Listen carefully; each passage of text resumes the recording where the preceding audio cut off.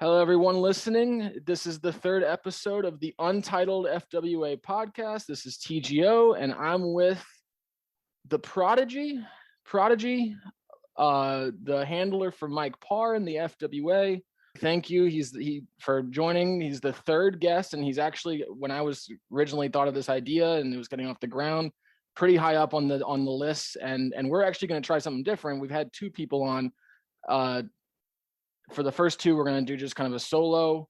For this one, just want to focus on one individual handler and kind of see how that goes. And I wanted to try with you, Prodigy. So thank you for doing this and welcome. And how are you doing?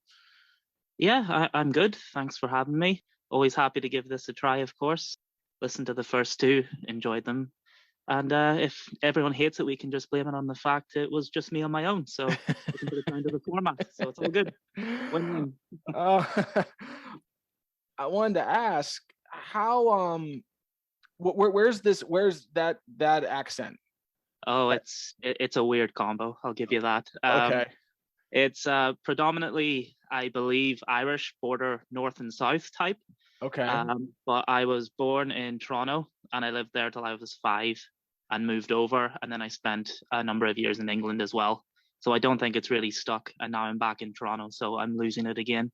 So to the untrained ear, it probably sounds very Irish, but I was on the phone with my friends back home earlier today. And of course I get the typical sounding too North American for them type deal these days. So, Okay. But yeah, it's definitely a mishmash. I'll give you that. I moved back in 2018, which puts me at 26. Okay. 26. Which do you prefer between the two? Oof. To be honest, I prefer the city life at the moment. So I prefer Toronto. I live pretty much downtown, about a 10-minute walk from the CN Tower, Rogers Centre, etc. Yeah. And I'm a big sports fan, so in normal times, it's a pretty good location for me. Yeah, no, 100%. So 2018, so 2019, the Raptors win. Yeah, good timing, huh? The NBA championship, right? So are you in the middle of all that? Yeah, it was. Yeah, when I moved over in 2018, I sort of just upped things and left the job and everything because it was something I was always going to do, and I just felt I was getting a bit old to make the move, so I just did it. It was helped because I have an uncle and I have some members of my mum's family that never left here from when I was 5 or whatever. So I stayed with my uncle who lives about an hour outside of Toronto, and I actually moved downtown in May 2019, which was pretty much the start of the playoff for the Raptors, the whole series. So my first 6 weeks of living downtown was the 6 weeks that they were making the run. So it was pretty good timing. Are you also, like, what other sports are you mostly interested in, I guess, aside from basketball? Being from Ireland, I would imagine that soccer's up there, but yeah, I'm not gonna. Okay, so aside from basketball and soccer, Toronto's a huge hockey town. Maple Leafs are a big thing there. The Blue Jays are kind of the stepchild, I guess, of the three. I'm not sure if you're also into baseball as well. Getting there, I'd say. Raptors, and my mom's a big hockey fan. She's Canadian, so she lived here till we moved back to Ireland when I was 5, but she lived here all her life. So she would always be catching the Leafs on. Well, she never really got it early on because, coverage wasn't there. But as years progressed, she'd watch at like 1 or 2 a.m. in the morning. So it was always a bit fun for me to, come downstairs and see her up cheering them at ridiculous times at night. But yeah, this year in particular, obviously a bit more time on my hands. So I've been able to watch pretty much the full season of the Leafs. I'd watch it here and there, and I'd go to a few games, but I could never really. I've had trouble with the long seasons, to be honest. My first love, for lack of a better word, would be soccer, football. It's 38 games, Premier League, and I found, what's hockey, 82 games, something like that. Baseball's like 100 and something. I always found that a bit hard to get into the regular season, and since I started watching, the Jays and Leafs haven't exactly been great in the postseason. In real life, aside from being a sports fan, what are your hobbies? Yeah, well, hobbies. I'm kind of a big sports guy. They revolve around sport. I play I play football where I can. I'm pretty simple. I like going to the bar with friends to watch the games. I don't have, play a bit of sport, watch some sport, generally chill out. I don't have a whole bunch of extracurriculars over here. I'll play some video games with friends, but they're it's gonna sound they're sports based, obviously. Maybe I need to pick up something new. Work wise, again, try not to sort of preface it by saying it's boring, but it's work with a regulatory department in a utility company. It wasn't like I wouldn't say it was a life choice per se. I studied journalism at university, and the plan was to be a sports journalist. And as I got through sort of university, I realized it wasn't for me. The case in point is I went to university in Liverpool, and one of the modules we had to write up a live event, and it was got sent to Liverpool Real Madrid in a Champions League game, and you spent 99% of the time typing out your report because it had to be ready for right after the whistle. So you didn't actually get to watch that much of the game, so that wasn't for me.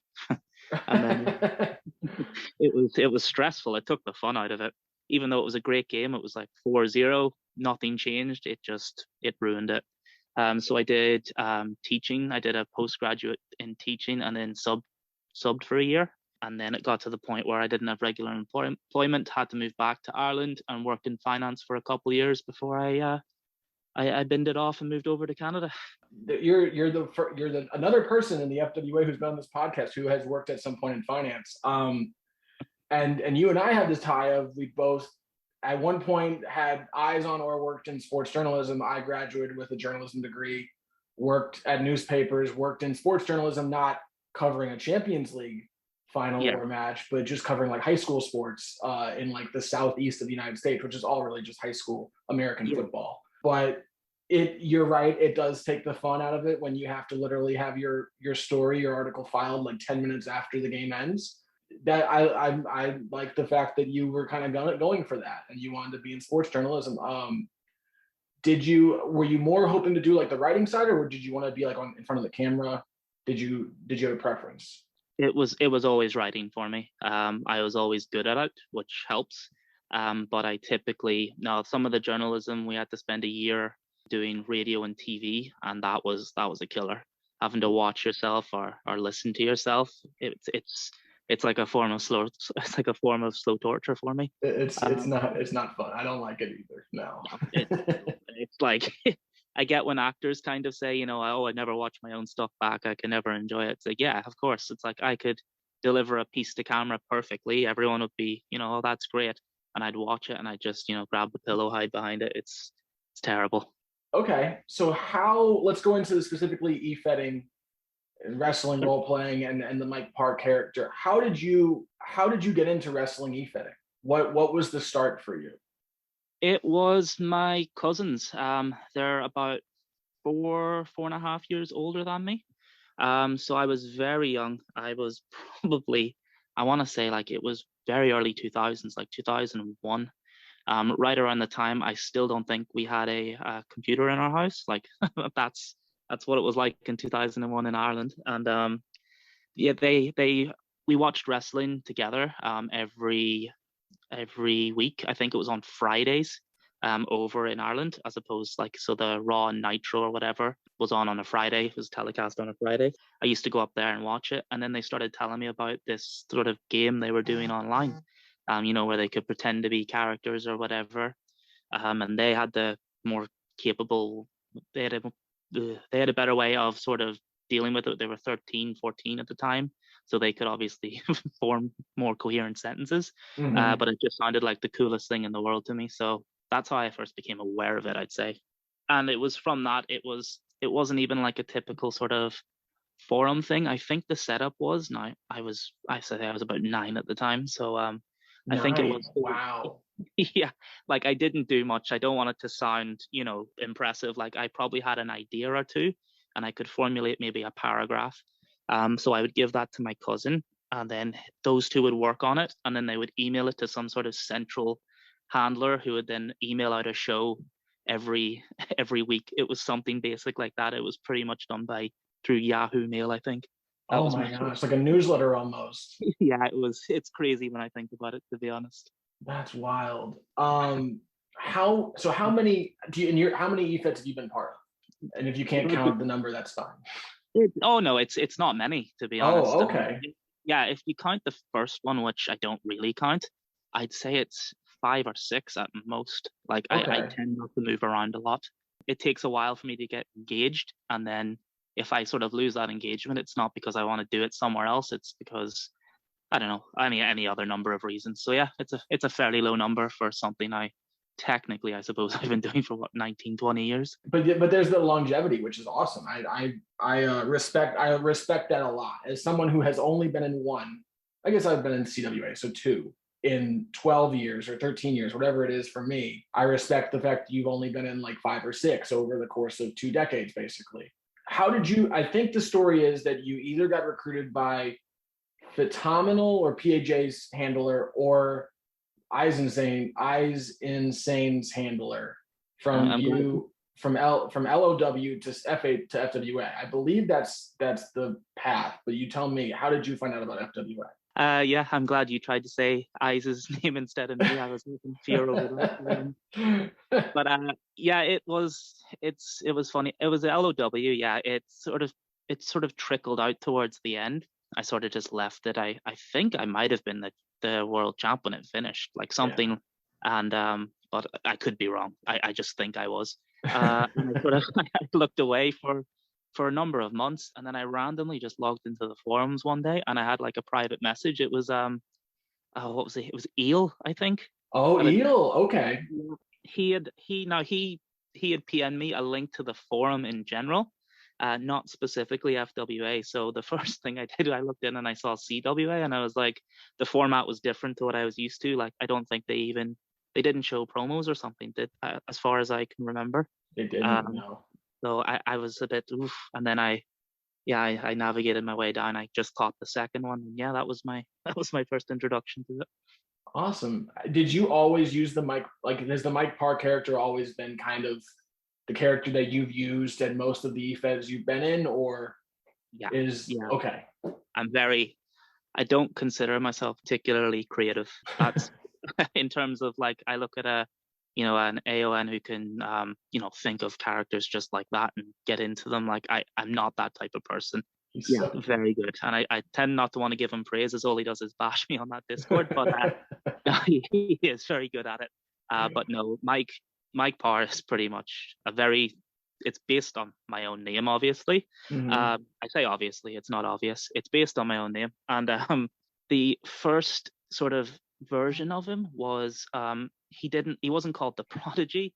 I think he was called Extreme with an X, because I think it was around the time or just shortly thereafter, it was like the Hardys were like Team Extreme or something like that. And I Mhm. think it was like Extreme Mike Parr. And to show how uncreative I am, the finisher that I've got is X marks the spot. That made sense because my name started with an X, and I just haven't changed it in nearly 2 decades. Like, and then yeah, then it moved to the Prodigy. It was around. It was a couple years. It was after. It was some wacky idea. I think I was early teens, or maybe just about going into my teens, just a couple of years after the Spider-Man movie came out. And my older cousin had this idea. His character was it was called Rory Stratus because he liked Trish Stratus, because that's how original we were. And he wanted to do something different. So he had this elaborate story where the way he was injected with some serum and he turned into the prototype, and then I became the Prodigy, and we sort of became this tag team. And that's it was sort of loosely based off the idea of getting injected with something or so terrible like that. But yeah, that's and it's stuck since. I haven't really deviated much. So the prototype from the new breed comes from him, right? I Yeah, mean, that's okay. yeah, the Okay. name stuck for sure. I left out the Rory bit, but yeah, that's that's where the nickname came from. He was like the first experiment as such, and then I was the one that was perfected. That was kind of the early bones of the idea. Where does the Sean Hughes character come from? That was just wanting to tag. There's no real. I thought it would be kind of cool to have prototype Prodigy protege type sort of succession line almost. When I decided to, I only created him back in I think it was 2018, 2019, whenever they first came in. And the idea was I was going to phase out Parr and not have him speak for a while and have them do everything. And so I just needed a second body, and that's kind of how I fit. In terms of the name, it was just generically loosely Irish. There was nothing really to it, unfortunately. But the Prodigy thing was to sort of line up a successor to Parr if I chose to go that way. When you joined the FWA, this is 2015. This is like August, September, October, around there. Yeah. What were your first? I mean, did you have like a first impression? Did anything stick out? I thought it would be tough.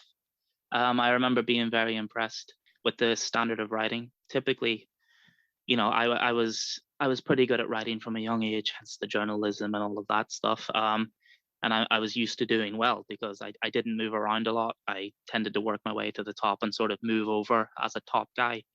But when I got there, it was off the back of, I think I hadn't been anywhere in a year or two. It was probably the longest break I ever took. And I have no idea why I logged into the forum to move over and set up the character or whatever. But my first impressions were it was tough and it seemed busy because there was the Crossfire. I think I was on Fight Night. It was a brand split. Yeah, you were in. You came in kind of in the middle of the second attempt at a brand split. It only lasted 1 year, but yeah, there was a lot going on. I mean, fall of 2015, there was a lot going on in the FWA. So yeah, I believe you went to Fight Night, if I'm not mistaken. It was Crossfire to begin. Oh, it was Crossfire to begin. Okay. Yeah, it was Crossfire to begin, and then yeah, I think the first match was I was teamed with someone called Craig Cage, and I still don't like tag teams really, but like this was someone I never knew, and it was just a struggle I think to get into it at the start. Mm-hmm. That's kind of my underlying first impression of the first few months. It was just a bit of a slow burn. Yeah. Because I get it was so busy, you didn't have time for everyone to have a singles match or whatever. So it was just a bunch of sort of tag matches until I suppose anyone could see that I was semi-competent in what I could do in that type of way. Let's go to I think like the first, and you tell me, I'm going to try and get the timeline correct, but like the first really like kind of gimmick in shows for the Mike Parr character was like a little bit after the brand split ended, almost a year later. So history of FWA, when we first came to Wrestling Click, we didn't have enough roster. We lost some people. We had a television title and a North American title, and we decided we're going to merge them. Okay, whatever. And the North American title was going to be the one that was going to stick because it had more history, and just the television title thing, like the North American title sounds cooler in theory. So the television title at that point, Rondo won the match. The television title was retired, etc. I think I came to you because I was like, the Mike Parr character is good. The Prodigy's pretty good. I know he comes from LOW. I know like Eel at that point was around. He spoke very highly of you. PAJ could vouch for you. Eisensane could vouch for you. And I could see it too. Like he's pretty good. He just has nothing. And I think around that time, Cyrus became the world champ. I came to you and I said, what if you called yourself the television champion and just came out with the belt and just said, I'm the best wrestler on TV. I'm the best thing going on TV. FWA sucks. Fight Night sucks. Everyone sucks except for me. I'm the best thing. I'm the television champion. And you bought into it. You rolled with it. And I really didn't do anything at that point. You did everything. Oh, you came with the best idea. I loved it. It was great. It was exactly what I needed. Even now, I sort of smile thinking about it. It was your timeline's pretty spot on. I didn't do anything really. I think I had a feud with Garcia and Garcia. I remember Garcia and the Blackhearts or something like that. I can't even remember who it was. But yeah, I remember going around in that sort of loop, interchangeable third people for a number of months, and it was at the point where it was just getting a bit. I was starting to get a bit disengaged, and honestly, you came along at the right time. The disengagement was partly for me because I've never, until relatively recently, I've never been good at putting myself out there for ideas or suggesting things or doing extra, and it's not for a lack of wanting. It's sort of so it's basic time management almost, that type of deal, to put some extra time in. And yeah, the TV thing was a great sort of hook to keep me in. And yeah, from that point I ran with it. But no, massive props to you for the idea. It was great. I think you even had like some title matches where you would I quote unquote defend the belt and you'd win. lost Like it. I lost the stupid I think thing. you did lose it to Garcia, but you would defend it, and it might have been like you defended it against someone like we'd write in the show that you were going to that you were putting it on the line. We knew you were going to win. Like the grades were already in. Yeah. So we'd like kind of just build it up in that way. And then you won the North American title. Like not long after that, you won. I don't remember who you beat. It might have been Cryos. It might have been Eisenstein, like James Hughes.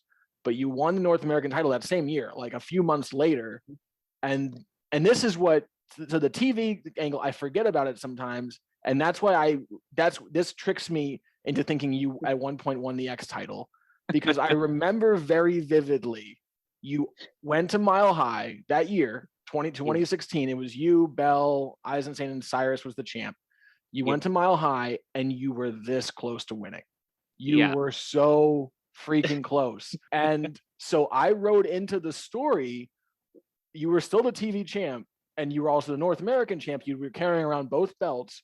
And you were just kind of that heel that was like, he's an asshole, but everyone, like fans would like him because he's just kind of like being really over the top and kind of fun.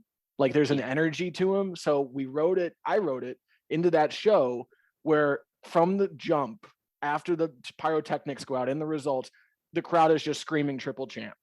I remember. Yeah. The crowd is just going ballistic, triple champ. And I remember that. So that's what makes me think you were X champ, but you were actually TV champ. Okay.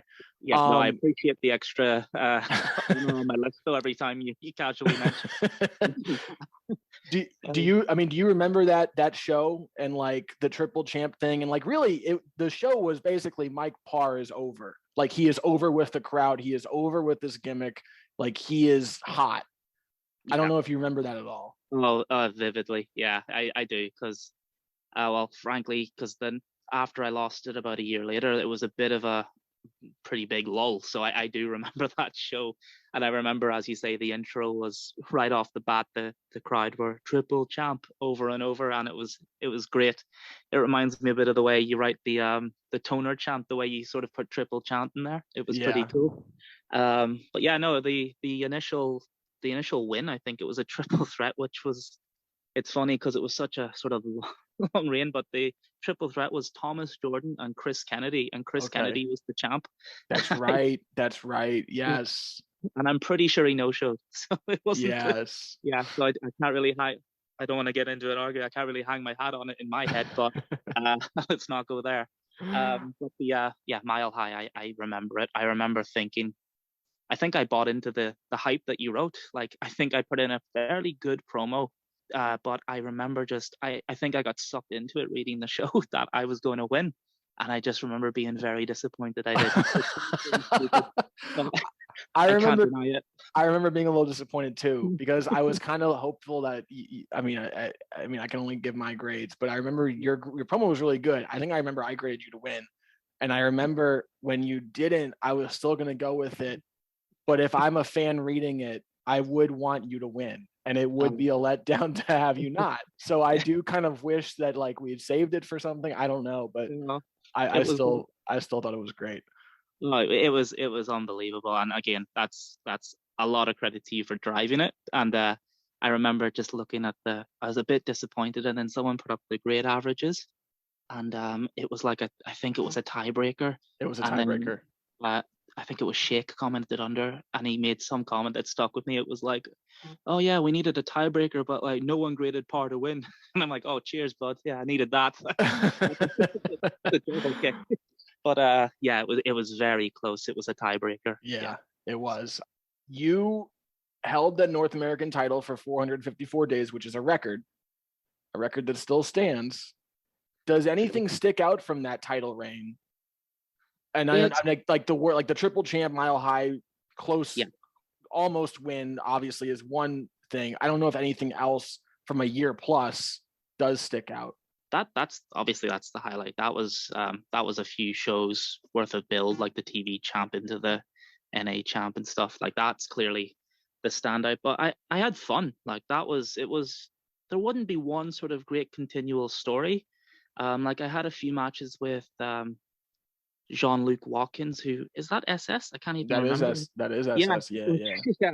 And then I well, he won't thank me for bringing it up, but I think I beat Garcia like 3 pay-per-views in a row. You did. So he beat you for the TV title. Like he beat you in like a TV title match, which kind of was just continuing forward towards the North American title match, but you continuously beat him for the North American title, like 2 or 3 times. Yeah. Yeah. No stories there, but yeah.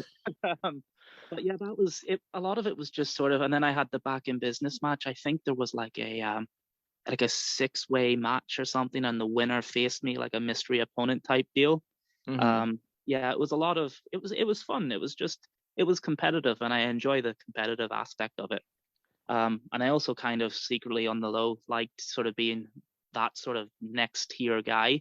Mm-hmm. Like I'd rather be almost the best next tier guy as opposed to the worst top tier.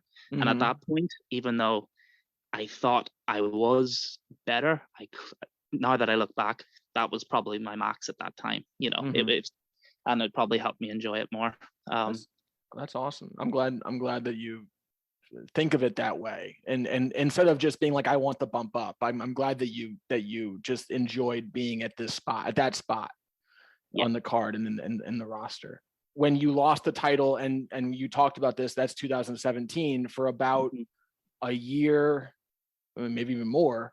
Like I think you won the title again. You won the title like 2 years later from Sulley, but like in that 2-year stretch, I guess was it mostly a lull at that point? Yep, I didn't do. I turned up, but I didn't really do much. The way it ended kind of sucked. I remember I was building. I think it was to a match with John or Kazadi. Mm-hmm. I think he suddenly quit. Mm-hmm. And then Wolf got shoehorned into the match, Mm-hmm. and I had no sort of idea who he was really, because he was just about gone, I think, by the time I arrived. Mm-hmm. And he's clearly very good. It's not saying that he wasn't, and he just got into the and beat me in a triple threat for it with Kazadi, who no showed because he was gone. Mm-hmm. And it just left a bit of I was just all of that. It was kind of all of that just for a last minute sort of change. Right. I just didn't feel I gave my best, and that goes back to the competitive aspect of it. It's like I kind of liked it, and then I felt I was at a bit of a disadvantage. I don't know if he was reading the shows or whatever ahead of time, was relatively up to date, or he was a very last minute replacement. I just didn't really have anything to go against it with him. I didn't know who he was, so it was tough to promo. That sort of dovetailed into a bit of a lull, and it got to the point where I don't like. I think I started to complain that I was bored, which is a stupid thing to do for something that everyone does for fun. Mm-hmm. And then I think it was Shake that said to me that it's just, I think he's a bit boring, and I'm like, it's fair, because without the TV title, without the NA title, I wasn't pushing forward for any type of angle or anything like that. I wasn't proactive enough either. So I was just sort of getting booked here and there to fill a spot, to make sure, oh yeah, we've got this guy, make sure he's got like a promo to send in. And that's kind of where it spawned at some point the idea of Parr taking, like, not speaking. The idea was for him not to speak anymore, and he'd be like this silent manager of this tag team. And that's when the sort of New Breed came in. Okay. And then the New Breed, so New Breed come in, and the New Breed win. Tell me, I'm going to try and remember the exact timeline. They win the tag titles very early. Yeah. Very, very early. Yeah. Were you in a tournament, but the tournament didn't have you in the finals? That's a very good question. Somehow you lost the titles, I think, in a tournament to like the Undisputed Alliance or something like that. Yeah, I think they booked us in a tournament for the titles when we were the champs. That's right. I think that was, and then I think we lost in the final, or maybe it was the match after. I don't think we won the tournament, that's for sure. But yeah, they were never meant to sort of, they were just sort of, the past time was the initial to decide what I want to do with Parr. Did I want to just leave? Did I want to, I was trying to work it out. And it's sort of, the tag scene at that time, without being massively disrespectful, wasn't that deep. Like it's stacked now. Yeah. So a couple of wins, and it was like, oh, let's give let's give these guys a shot. I'm Right. sure it wasn't blasé, but it was certainly much easier to get a shot at that point. And yeah, that clearly I turned up for that. And yeah, they got a win early, and then they lost it, and then they got left out of the biggest tag team tournament of all. I know. I think the reason why, we'll jump to that now. I think the reason why is because Parr was in it. Yeah. Because I wanted Parr in it. So I was like, well, if Parr's in it, I can't run the risk of, because you're a great writer. I can't run the risk of Parr going against the new breed, like in the finals or something, because that would not look good. So I think it was one of those things where it was like, let's put Parr in. The new breed will be out of it. It's not great, but it's better than Parr facing the new breed. For sure. No, I'm all good. I jest. It's actually good. It's good material for the fact that they were left out of it. Right. Exactly. It actually, well, I'm sure we'll speak about it later. It helped with sort of the fake sort of VH attacker thing where they felt left out, so it sort of fed in nicely. So there's the lull for 2 years, and then 2019 comes around, which early 2019 was kind of around when I jumped back into being a mod and helping with booking and writing matches. You won the North American title from Sulley. Sulley was the triple champ. You became the triple champ, and you won the North American title from him, which is a really good note going into back in business. We'll talk about that, but you've won like 2 or 3 times against Sulley.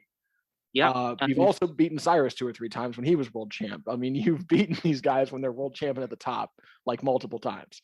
But you beat Sulley for the North American title, which leads into Krash. Yeah, absolutely. Was that the first feud that you felt like was elevating? I don't want to say elevating Parr, because I think maybe the Garcia feud elevated Parr in a way, but was that the first feud that felt like this is more than just like titles, like this is going deeper, this is something I can sink myself into, this is it's just different, it just feels different? I don't know, and you tell me. Yeah, you're pretty much nail on the head there. Obviously Garcia was great for me. He was pretty much the first feud that I had here, and then we went back and forth over the North American TV titles for a while. It was a good feud. It was great, competitive, loved it, had fun. And it's no reflection on him that the Krash one was one where I sort of got my teeth sunk into creatively for the first time. The Garcia one was very much, based on, I won this week, I'll win next week. I wasn't overly engaged in building angles or building threads or, any sort of significant character work other than I want to keep the title. Mm-hmm. Whereas the Krash one, I don't know what it was, but something just sort of clicked in the way the two characters sort of clashed. And it was the first one that properly engaged me. I think to date, I've only ever, so apologies to all the staff, I think I've only ever written 1 match in my entire time here, and it was the death match. Yeah. That was the feud. And Krash won the title. My time could be off. I think it back in business, but I could be wrong on that. Yeah. Then the co-champs cage match thing. Yeah. What did you think of that? Because I personally, and this is me, and I think I'm assuming, again, I don't want to be a mark for myself. I think it was originally my idea, be like, what if we just had them be co-champs, and then it just kind of feeds into the third match. I love a co-champs thing. I love a little controversial ending, and hey, let's make them both the champs. But some people don't like it. Some people think it's too gimmicky. What did you think of it? I thought it fit perfectly. I thought it was cool. It's not, if it's done too much, it kind of loses its effect. But it's not done a whole lot here. The coach, sure, you get a few ties, you get a DQ, but an actual co-champion angle, no, it tied in well, because I'm pretty sure we were 1-1 at that point after. I think so, yeah. And then so that led into the final match. But no, it was good fun. It was very short lived. I think it was only about a month. I think it was a month before the pay-per-view, the death match as such. And but yeah, no, it was fun. It was, again, it helped sort of explore their dynamic a bit, because we did a couple promos back and forth, and then it was good fun. You even had the tag match where you beat the division, who were the tag champs, and literally that moment spurred the tag tournament and everything that happened, Golden Rock, and it like that. The co-champs angle basically is the reason why the tag team division is as good as it is. I'm not joking. You can draw a line back to it. I was like, don't bring that up. I remember the arguments over it, and it probably was a tiny bit unfair on them, because I think was it Comeback Kid? I can't remember who. It was. Yeah, it was like an impromptu tag match where, like, if they won, whoever won would win the North American title. But like, we knew that you guys won, and it was a pretty short match, so it was really just kind of putting over the North American title feud. And the co-champs thing, because like, hey, you guys were co-champs and y'all are on a tag team and y'all won, but it was kind of unfair to him to put him in that spot. I admit. The logic was, I think it's a bit like not that it's anyway the same level, the old Stone Cold Brock Lesnar story from when Austin quit. It was like you wanted to put forward one thing, but you didn't really build. Like, there was nothing like beating someone that had a bit of history with the tag team. I don't know, largely CWA history. Mm-hmm. I'm sure, but I remember the blowback. I remember the comments.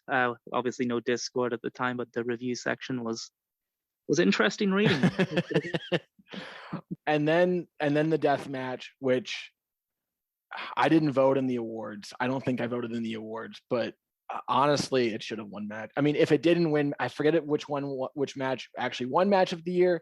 I think it should. That was match of the year. From a promo, I think it was. I think it did win. I think it did. Okay. I should have done my research. That's my fault. It's good. From a promo standpoint and a match writing standpoint, like the quality of the promos, how close they were, the story, the feud, the history, everything building to this point, and then the actual match that you wrote, there's nothing in 2020 that was any better. No, I appreciate that. That's it's largely without wanting to get into sort of a praise session. It was him. He sort of pushed me a bit. He's so good and different to what I sort of faced before.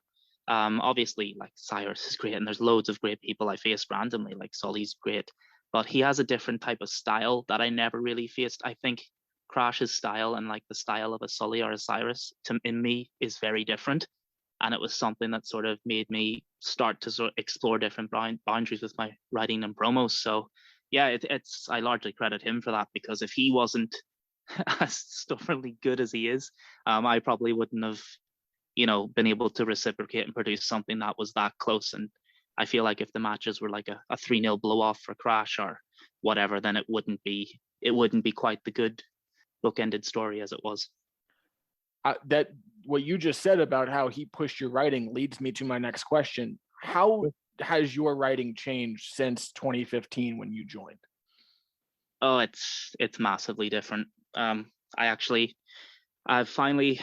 Side note, I finally decided to try and update that profile that people keep digging me on.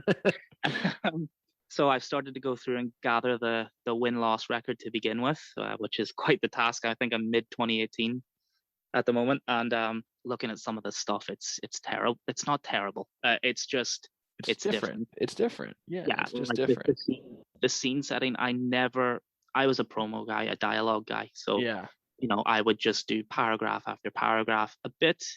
Not that he can write better than this, but a bit like the way Garcia goes into his rants in his promos. It was a bit like that, except I had no balance. At least Garcia's got a bit more creativity, something outside of the box, a bit of scene setting. I was very much, Mike's backstage or Mike's at a store, or, I'd occasionally drop in something random, like, I think I did something stupid where I did a poem based on limericks or something like that in a classroom. But it was by and large just this is person A. I'm going to make sure I enjoy it. It flows. I could write 1,000 words in 10 minutes because it just sort of comes out as you type. That's probably why I did it. Whereas now I kind of enjoy. I kind of like the last promo I wrote for the Iron Man match.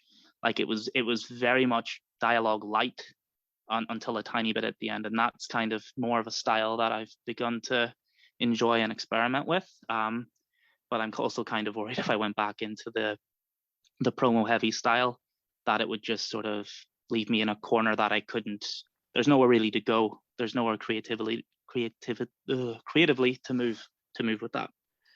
I definitely sense that it's more of a narrative style, which like I'm telling a story, there's a beginning, a middle, and an end, and like you're seeing development and you're seeing plot change and you're seeing all this stuff that you did not have like 3, 4, 5 years ago, like, which is like you said, and the narrative outside the box, I'm going to set this grand multi-million-dollar fantasy reality type thing, is a very FWA style that I think not a lot of, like, people come from other feds and they come to the FWA and they're like, this is very different from what I'm used to. Yeah. But I do think it also makes people, it might be outside the realm of like what we think of quote unquote wrestling and wrestling promos, but I do think it makes people better, more versatile writers. I agree. In general. Whether they're sacrificing too much of the reality of wrestling, I don't know, but I do think it makes people a better, just more versatile, at least, writers, and just being able to kind of tell a story that has a little bit more of development and more character changing and stuff like that. I don't know if you want to, to me, that's probably the biggest change in your writing from my standpoint. It's kind of what I get from what you're saying too. Yeah, I would agree with that. Like, this type of thing's been around for a long time. It couldn't stay the same where, open scene, cut promo, end scene. Like, how boring would that be? Right. It's just, I don't, people say, it's not wrestling based enough. And I get that line of thought for sure. But if you can write a really clever story and you can like sort of build in the implied, like you're implying things about who you're facing without actually saying it, if you're smart enough to work it out, it's really rewarding and it's really clever.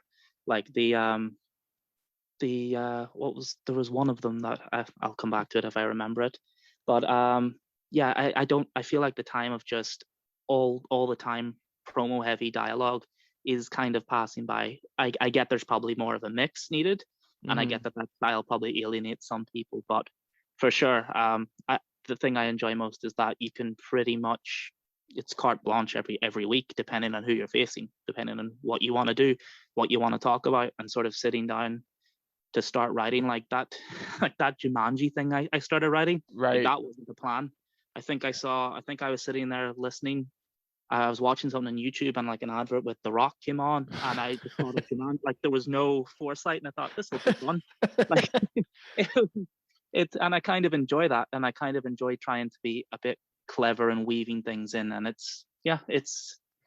I've tried to develop that as we went, that's for sure. I love the Jumanji promo. I remember I want to go back and think that specifically I wish that you hadn't come out of it to finish it. I think that was like the thing we talked about. Like, you came out of Jumanji and had like kind of the baseline promo, and I said, like, if you hadn't done that, it might have scored a little better, and who knows. But I love the Jumanji. I love the Jumanji set. I love the idea. I thought it was awesome.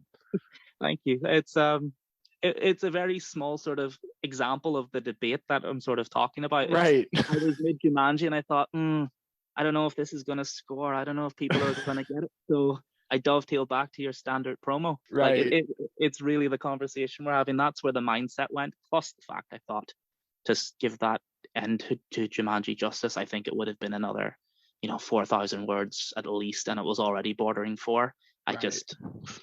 The thought of it, I could have done it, but I just didn't. I lost faith in it, frankly. Yeah, I got you. That's fair. You've beaten Sulley twice. We've talked about that. You've beaten Cyrus a couple times. You've beaten Krash. You've beaten Garcia a few times. Where does it get? This is getting a little more in the competitive, hey, wins and losses. Where does the win against Michelle von Horrowitz rank in terms of the other people you've beaten, and like how important that, like, where does this one rank? Because, spoiler alert, if you haven't read Fight Night, Mike Parr defeats Michelle von Horrowitz in the main event in the Iron Man match and is now going to back in business. It's an amazing moment. It's the capper in terms of like what this means for the Mike Parr character. It's the capper of his career. At this point, where does it rank for you? Character wise, it's at the top. For what it means to him. Like, that back in business main event is the best thing that he will do, or by the point that he does it. There's been a few wins here and there. The Cyrus thing, a couple times was pretty good for me, because that was around the point where people were sort of thinking, I think I was still North American champ. Mm-hmm. And I think people were sort of thinking, is he good enough? Is he not? Can we? And then I remember the first time I was booked against Cyrus, I was flying to Toronto, and the plan was to do the promo in the airport, and I was too tired, so I no-showed. And that sort of fueled me to beat him the next time I was booked. Right. And it was like 4 months later. Not that I hold a grudge. But yeah, the Ironman win is huge for me, particularly as I thought, as objective as I can be, I generally thought SS's promo was going to win. I know he wasn't overly happy with his, like, totally, completely satisfied. And I was the same. I wasn't really sure. It was one of those moments where I sat down and I had about 10 ideas and I couldn't really think of one. And it got to the point where I just had to write. But yeah, in terms of it's certainly satisfying to be in that spot. I'll definitely give you that. I graded it. I don't want to give too much because it was not like a unanimous whatever. As far as who won, I graded a tie. I don't like grading stuff a tie. That's not a cop out. I hate grading stuff a tie. I literally went to the mods and I said, I grade this a tie. If I need to go back and try and regrade it, I will. But if someone else grades it and that just kind of decides it based on like where the pendulum swings and the winner and loser, I'll keep it as a tie. I remember when I read both, I was like, man, like SS's or the MVH promo, there was a lot to it, like a lot of good stuff. It was well written. It's the usual SS stuff where it's just like high level, like it's just super. The description is over, like the description on the details, like the smallest of details, like the cigarette butt and the flicking in the ashtray and all that stuff. The pizza box that's like half open and Michelle unsure if she has enough energy to go get another slice, like that stuff. It's just like it's so next level. Yeah, but I still was like, man, really, she's just watching a bunch of Mike Parr matches in her room, in her flat in New Orleans.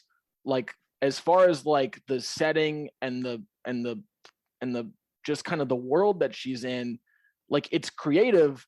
But then I read yours and it's like, oh, he's time traveling and he's like going back and basically undoing all of Michelle von Horrowitz's biggest accomplishments.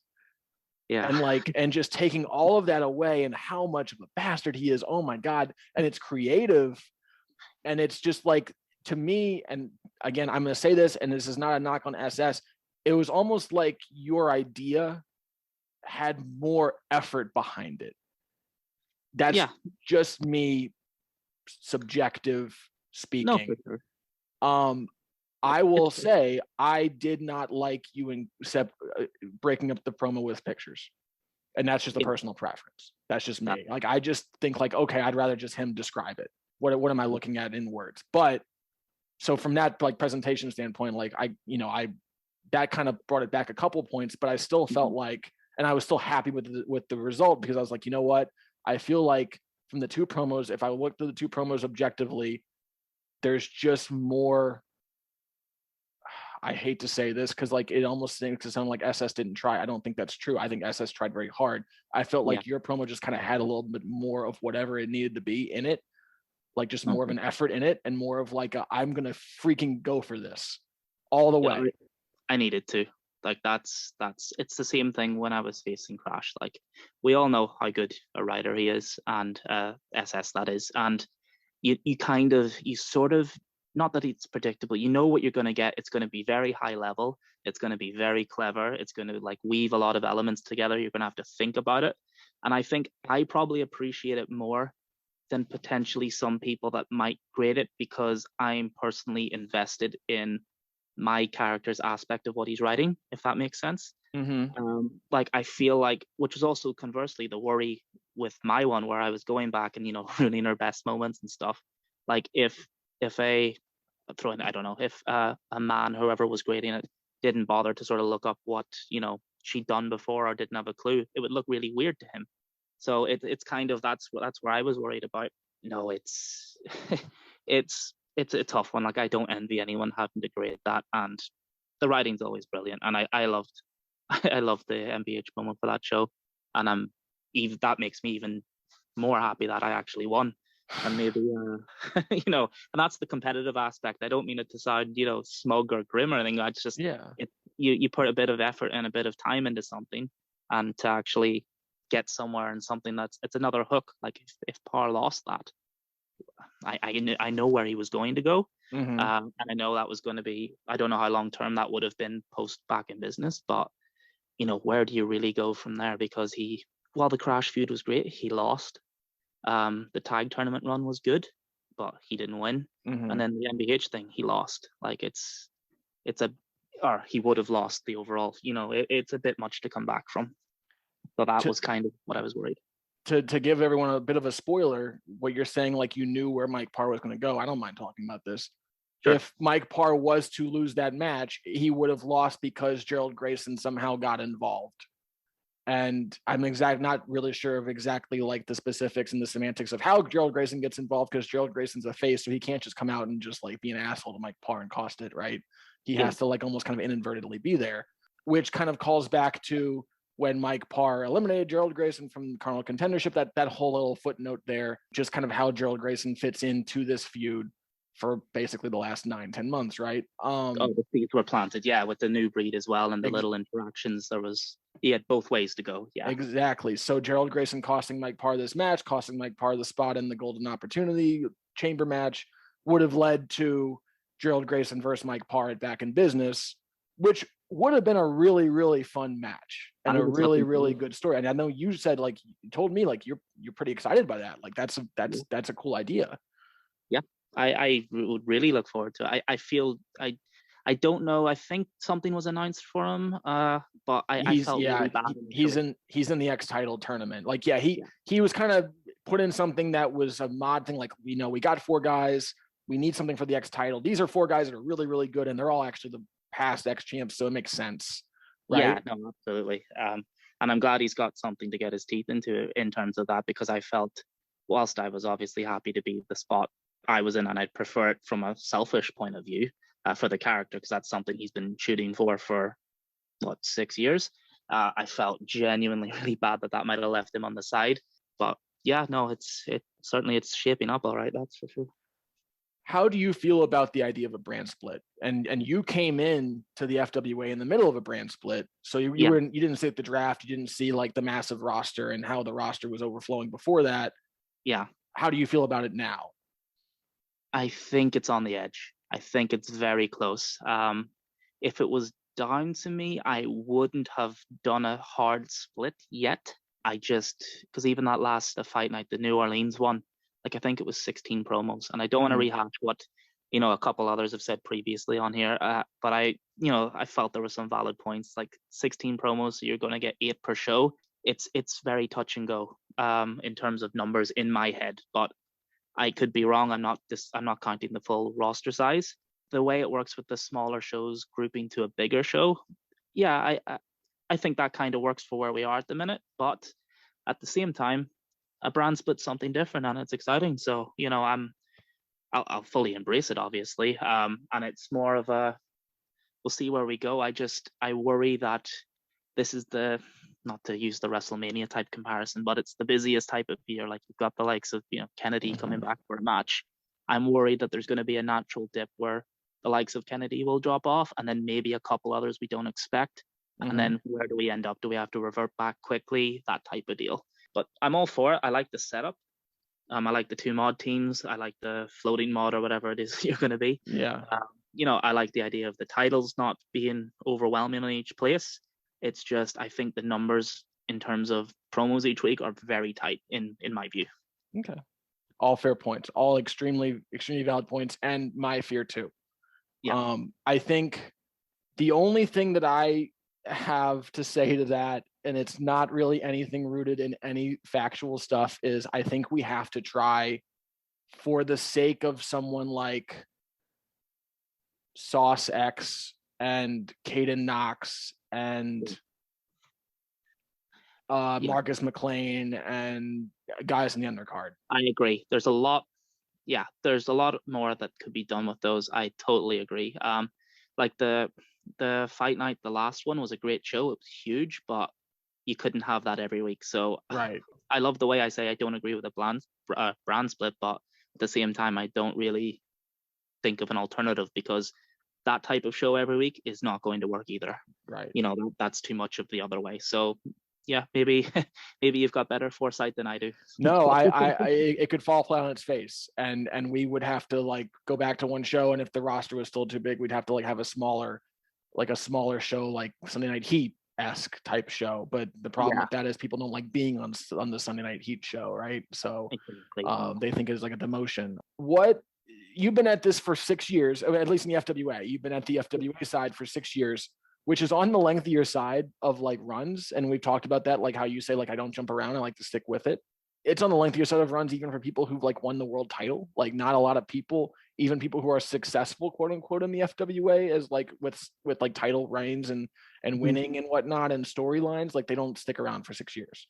So you're getting to that 6-year spot. This is with few, if any, breaks.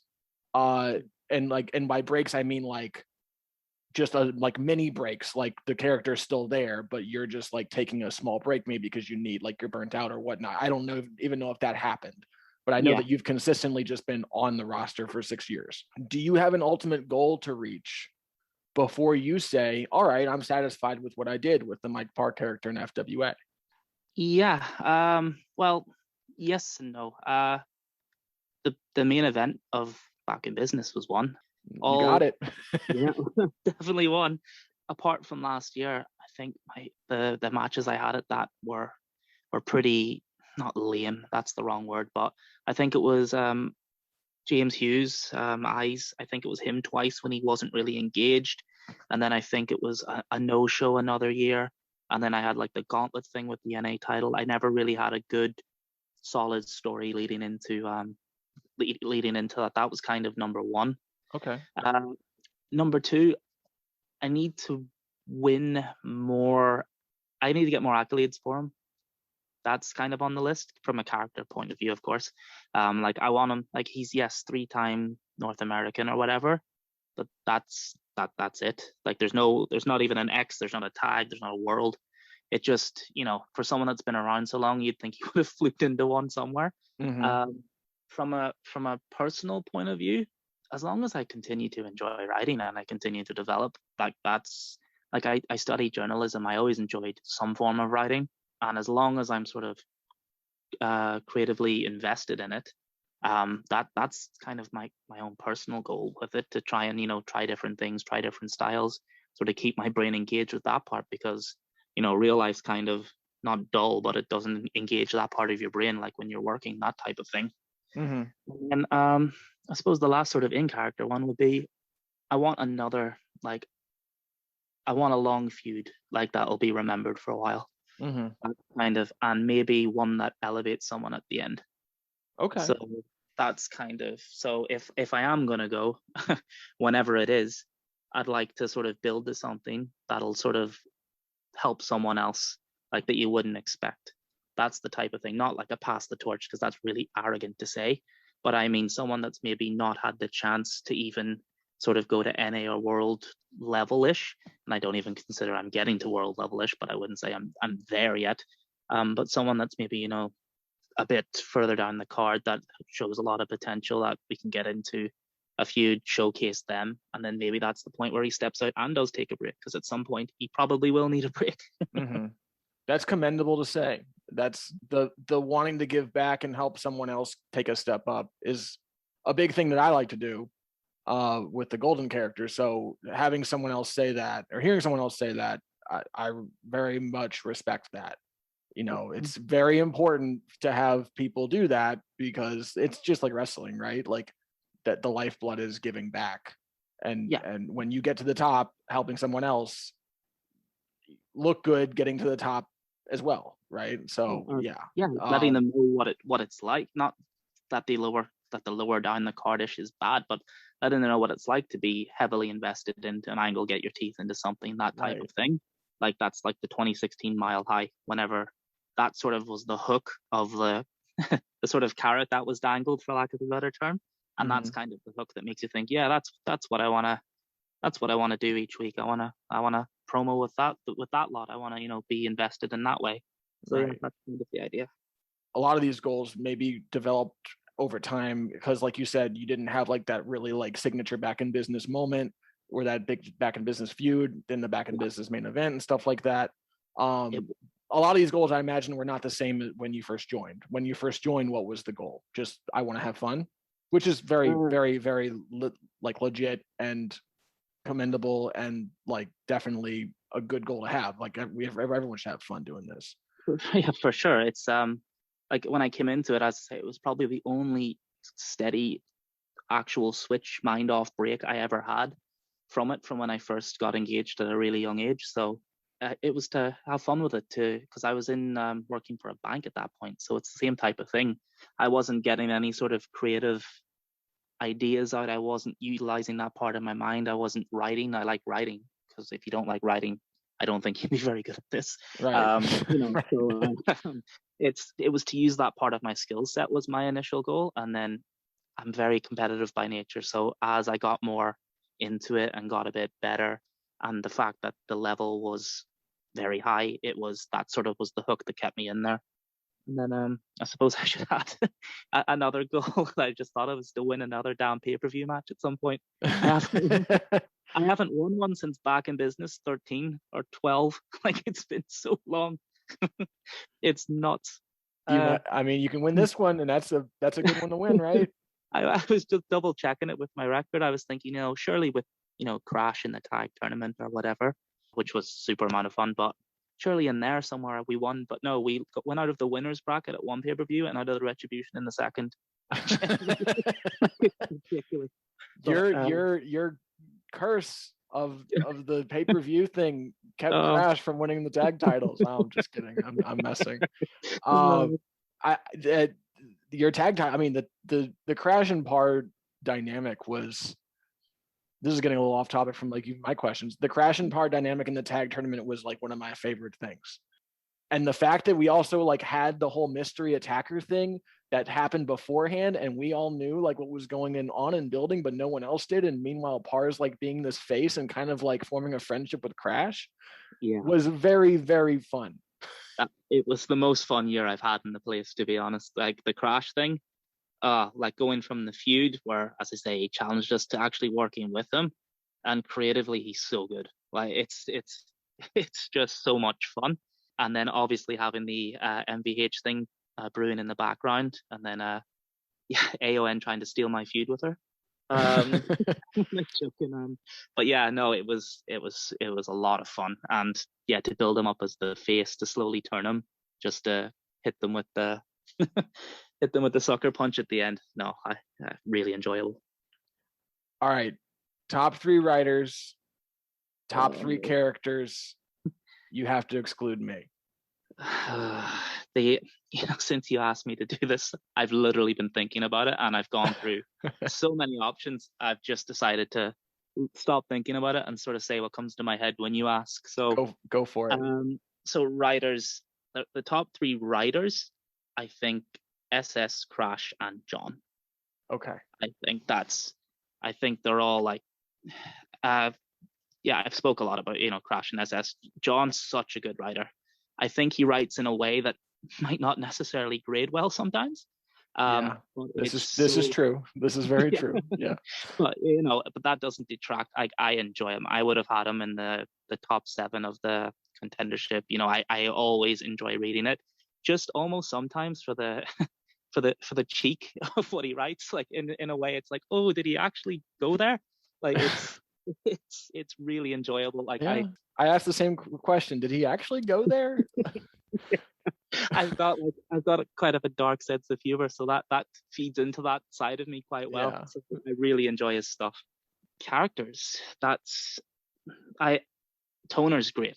Like Toner's a good character. He really is. He's coming to his own more in this year, kind of like the Mike Parr character. He's coming to his own since the tag tournament.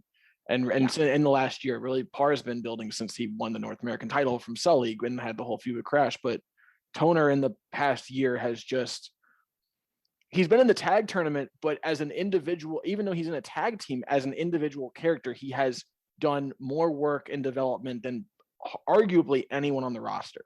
Yeah. Oh, without question. And he's been in a tag team. It's almost ironic in that way, right? Like, I thoroughly enjoyed it. I vaguely, what I know about him is, he dropped in and out a few times when I was coming up. Like, I didn't really never had full exposure to his writing. I kind of didn't get it, to be honest, until last year.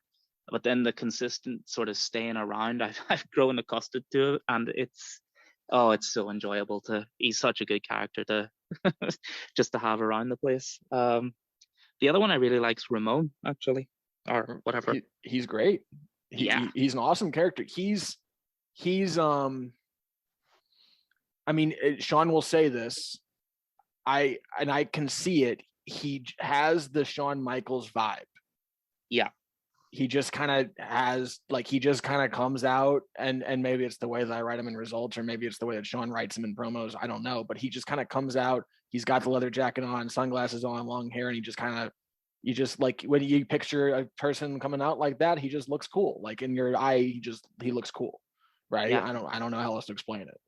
No, absolutely. It's been an experience as well, because again, he's someone I never really encountered a lot. Maybe when he was here, he was probably like a few levels away from where I was when I first started. Even if we interacted, I think actually when I was going back to get the results, I think I might have tagged with him once or something, but I had no memory of it. But I had no real preconceived notion of the character. And then even in the tag tournament, like yourself and him, the promos, like they were so good. They were such good reads, but I wasn't overly sure if it was like you or him leading it. I know it was obviously a collaboration, but I wasn't sure like where it was coming from. But then the writing, was it like the Freaky Friday thing? Yeah. That's sort of where I was sold, and I'm like, I can get on board. Like seeing the character from another perspective, it was so clever, and that sort of got me engaged in him. So everything, like I've lapped up everything he's done since, to be honest. And I really enjoyed that, whatever that promo was at Carnal. The mountain one. Yeah. I just didn't expect it. It knocked me for six when I started reading it. I'm like, he did this, right? But it was such a switch up. It was great. The mountain thing has been done, like the scaling the mountain thing has been done in Carnal Contendership before. So like in that sense, like it's not like a completely new thing, but the way he did it was in such a unique way. And the presentation was just incredible. Like the way that he presented it and the visuals and stuff like that, and just how appealing it looked was just incredible. I can't talk enough about how good that promo was. So I'm glad you mentioned it. Yeah, it was great. And then number 3, I struggle with because there's a lot of people that deserve mention, but I really like what Eli Black's doing. I do too. I really do. I think, like, from what I hands up, I probably went a long time without actively engaging in one of his promos, from when he first started to probably a couple months back when I did a ton of feedback randomly for one show, right. And it was night and day from what I saw back. The first one was like, Eli does this, Eli does that, and it was very, I don't know, I just couldn't get my head into it. But this whole, I don't know, I'm not going to describe it well, but like cult thing almost, like I'm massively a big fan of what he's doing with that. To be fair, that's very impressive. He's if there was a most improved award from 8 months, 9 months ago, he'd win it without question. He'd win it. Yeah, absolutely. And then that's why that question's so tough, because I haven't even mentioned guys like Cyrus Garcia, etc. But Garcia is the last one I wanted to mention, because what I remember when I promoted against him back in whatever it was for the NA title, to when he got off the commentary team and sort of came back, like I think I honestly feel like it's so much better than what it was. It is. Like, it blew my mind a bit. So initially, I won't mind saying, when he came off the comm thing, I was like, well, he's getting blown up to Sulley already. But then when I actually sat down and read what he was producing, it was like, I love the Chronicle thing that he did. I know it got a few people weren't too keen on it, but I thought it was great. I enjoyed it. And just generally the writing, I can't say enough about that. That's such an improvement from 2017 to now. It's great. This is my last question. Well, actually, I have two questions. And you know what? I'm going to ask this other one. This is me kind of being a mark for myself. I'm going to ask this question. Sure. I'm throwing this at you. I didn't have this originally on the list of questions I sent you, but AON read the Fight Night results. He's like, oh my God, this is the goriest thing I've ever seen. The franchise was like, oh my God, this is excessive. what did you think about using glass to cut someone open? Is that too far? I loved it. I was holding back on posting a review of the show because I didn't want to say too much, and if I was going to say it now, because I felt like I might have, I worn myself out of it. But no, I thought it was great. I didn't expect it. I thought it was like a dastardly thing to do, but I'm all for it. Like Mike Parr's been a dick all his life, basically. So I'm a big fan of that. Awesome. I can't tell you how into it I am. Okay, So awesome, good. awesome. And I especially- like edited it out and doing a whole angle where like they won't show it on replay. It's too excessive and stuff like that. But anyway, I love it. And the little with the fact it was FWA as well is just, it's such a dick move. It's brilliant. Last question. When people say stuff like, second last question. When people say stuff like, I'd consider taking Parr as the first pick, and Parr is the ultimate heel workhorse of the FWA. He's just there. He's consistent. He's always going to be, even if you beat him, you have to work to beat him in a promo. Like, you have to really promo well to beat Prod with Mike Parr. Parr just quote unquote deserves this, in talking about like beating MVH, getting the Back in Business main event, getting a really good feud with MVH, getting a really good feud with Krash, stuff like that. When people say that type of stuff, and especially like, I'd consider taking Parr with the first pick in the brand split draft. Yeah. How does that register for you? It's very humbling almost. It's surprising, because my mindset is still that I haven't got, like, I had the NA thing for a while. I dropped down. I haven't got quite to the world level yet. So I don't, in my head, I'm still sort of scratching and clawing to get there. So I don't place myself at that level internally. So it's surprising, but it's very, very appreciated and humbling. And yeah, no, I don't, if I was trying to be as objective as I can, which you can't be when you're involved, obviously, like, there are multiple people I would put ahead of me on that list. I would have I would have an MBH, I would have a Cyrus, I would have a Sulley, I would have many people there. So for anyone to consider it, much like the awards, like the feud of the year thing, like it was great. It was humbling. Humbling's the word of it, because I enjoyed what I did last year. I enjoy what I do in general, and the fact that some other people are relatively engaged and relatively enjoy it, it's great. That's you don't really write for yourself. You write, well, you do to sort of the competitive nature, but you also don't. You're not going to keep writing if everyone turns up every week and says that was crap, that type of thing. So no, I'm anytime someone. I think I've got less than 200 posts in 6 years. So if I don't say it or I don't post on it, it's not that I don't appreciate it. It's just probably my own crappy time management skills mean I haven't got around to it. But it's very appreciated. That was my last question. And this is me kind of holding your feet to the fire. You have made, I think, 186 or 188 posts on the forum in 6 years. And I believe that all 186 are in the eFed section, in an FWA thread. So are you like, and this is like a kind of a half legit question, half me kind of joking around with you. Are you just not at all interested in any other part of the forum? No, it's not that I'm not interested. It's a few things. The first, I'm naturally a bit introverted. Okay. So obviously doing the promo and stuff, it's an easy in. So I can do a promo, I can comment.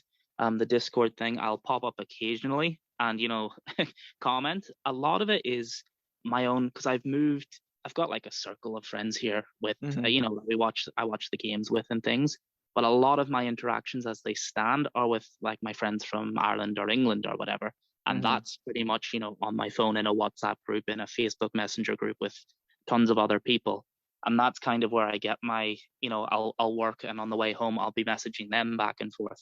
So it's kind of an extra thing that I haven't really integrated into my, I don't want to say routine because that sounds dull, but into my, I suppose routine is the word, to be honest. But it's not an interest. It's time management, and it's the fact I've got a lot of sort of digital interaction as it is. I really want to make an effort to get involved in the Discord. I think that was, whoever set that up was a good idea, because I would never have, like, I think Tig's hilarious, and like there's a few people in there that I would never have got the the personality behind. So whoever, I think Sulley linked me to it, but he didn't set it up. I can't remember who set it up. It was Gipper. Yeah, I believe it was Gipper. Yeah. It was a great idea, and yeah, it's going to be an effort of mine to try and at least, because even with those 180 whatever posts, I think you're being kind. I think it's probably less. A lot of them are just promos. Not a lot of them are, even show reviews or promo reviews or things like I need to do more of that too, as well as the social stuff. So it's certainly on my list to do. And if I can't do it in the midst of a pandemic when I'm locked in an apartment, I don't know when I will.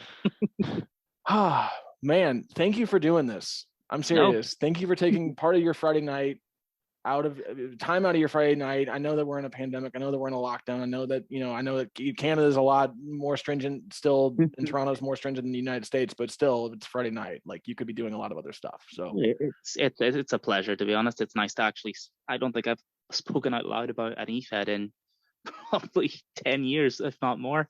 No, and thank you for asking me to do it. It's appreciated. And yeah, I don't want to demean it, but I generally have nothing else to do as well, which also helps. But it's thank you for having me, and it was fun. Again, Mike Parr you've been here with Mike Parr for 6 years. Ever since the TV title reign gimmick, I have had an affinity for the character. I have always thought like this, he's going to win a world title. He's going to probably go in the Hall of Fame. He's going to do like our Hall of Fame. He can do anything. He's going to do everything, etc. I'm just behind it. Kind of on the same level that I'm also behind, and I love the Ramon character and I love the Toner character and stuff like that. I'm very glad, and I'm getting weirdly sentimental, I guess. I don't know. I'm very glad that through that 2-year lull that you stayed with it. Yeah, me too. Very glad that we got here. Very glad that you've been able to enjoy the last year and a half, which has been just nonstop, you in some sort of gripping storyline, angle, blood feud, fun stuff, right? So I'm glad you got through that 2-year little valley. Yeah, appreciate it. And I don't want it to turn into a Prius session again, but a lot of that's down to your involvement, to be honest. The TV thing. And it sort of correlates, the lull correlates with you coming back. I don't know if it's directly, it's pretty much there. So, you were involved with the MVH thing from the start. So you always take time to, whenever I rant about the occasional thing, you take time to explain it. So it's very much appreciated, and you obviously do a great job. So no, thank you for that. And thank you for those words. I appreciate it. I'm not going to accept anything. It's all you. And the other mods. The other mods help with stuff. The other mods, even before I threw out a co-champs angle or anything like that, I'm usually bouncing stuff off of other mods, and they give me another idea to even make it better. So I'm not gonna. I cannot and will not accept even the majority of the credit, because the majority goes to you, and then the other mods and other people definitely play a role in it. So thank you for doing this. This was awesome. You were really good. You're really good answering questions, really good guest. And congratulations on being in the Back in Business main event. I've only had it 2 times, and I've been doing this for 11 years, but it's fine. 2 times is enough for me. And good luck. Thank you. It's gonna be fun. It's gonna be fun. It'll be fun anyway. It's gonna be fun. And I just, I don't know how else to end it except it's gonna be a lot of fun. And I'm glad that we got you on before. I'm glad we got you on after you beat Michelle and before the Back in Business main event. I just feel like the timing is perfect. So wouldn't have been too good if I was sat here pissed off at losing, would it? Right. Joking. But no, thanks again. All right, Prodigy. Thank you so much. And everyone listening, thank you. The 3rd episode of the Untitled FWA podcast. And if you haven't listened to the first 2, listen to those. And we'll certainly be back for a 4th and beyond as we get closer to Back in Business.